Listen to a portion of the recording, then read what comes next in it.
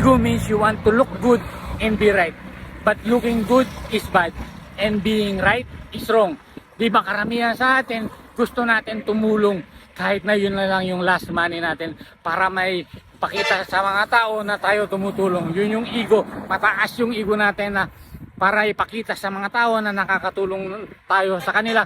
Pero in reality, ang sarili natin hindi natin matulungan, mapaangat. So unahin muna natin paangatin ang sarili natin bago tayo tumulong sa iba. Hindi ba kapag aakyat ka ng bundok, makakaakyat ka ba ng bundok kung may nakapasan na agad sa likod mo? Di ba hindi? So unahin muna natin ang sarili natin para mas makatulong tayo sa iba. Kung nagustuhan mo ang video na to, please share para mapanood ng mga matataas ang ego o mga entitled. Maging aware sila na mataas pala ang ego nila.